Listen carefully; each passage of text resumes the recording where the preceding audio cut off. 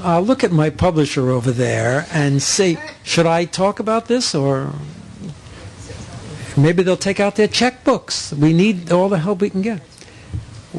There's a project, an energy project, which is really based on Al Gore's descriptions of our unused, renewable energy sources. The wind corridor from Texas to Canada, for example. The huge expanse of the deserts for solar energy. And the area on either side of the Rockies in which geothermal energy is an untapped potential. And at some point a year ago, when I was reading one of his op-ed pieces, I realized that when I hear those terms, geothermal and solar and wind energy, like all the rest of us, I see the turbines spinning, or I see some solar panels lying around in the desert, but I don't have a picture of where the rest of this place is. How much land does this comprise?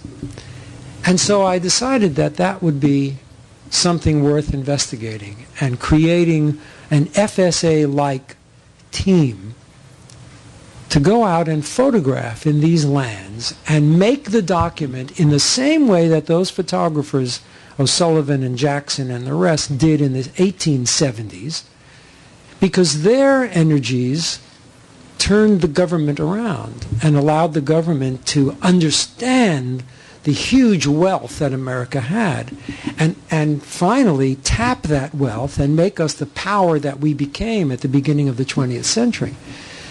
And I feel that we need another energy project like that to document these vast space resources over which the wind blows constantly, the sun shines 360 days a year in some parts of the desert, and geothermal is just boiling away every day.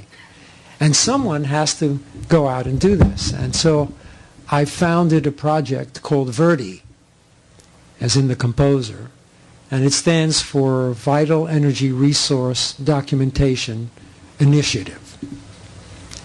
It also means green, VERDI, right? So it's nice to have an acronym when it works. And Aperture has agreed to be the co-sponsor, the foundation sponsor. They don't have the money to make it happen, but they have the will and the resources to bring other people to bear. And we have begun our actions right now, and we're looking at photographers to be part of this. I was just out west and I interviewed quite a number of photographers in Arizona to see who might work, Mark Klett and students of Mark Klett's and others. And we hope to begin this project. We're going to be meeting with some other foundations and the NEA and the NEH and Al Gore. And so we're hoping that will be in the future.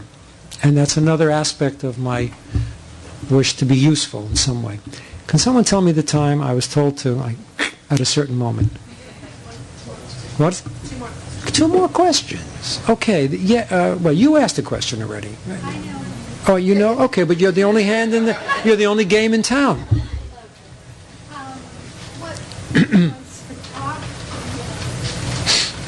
Was photography your first choice of a career, or how did you come about it? I studied painting and art history. I was in graduate school studying art history here in New York, and I was working as an art director, graphic designer. And I was sent to watch Robert Frank shoot a job, and it changed my life in 2 hours. I watched him work. I didn't even know who he was. I mean, he was just a commercial photographer shooting two, pre-teenage girls after school in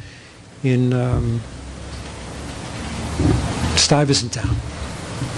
And it was so astonishing to me that I quit my job that day.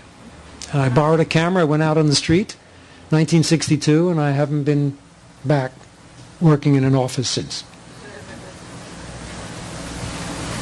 One more question. No more questions. You've spent yourselves well. Thank you all very much. Really lovely to be here.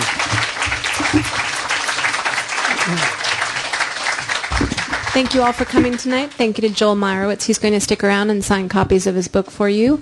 We have a stack of them right behind this pillar here, but he'll personalize copies as well. Upcoming events, we have Robert Polidori tomorrow evening at 7 o'clock. So again, thank you to Joel Meyerowitz, and thank you for coming.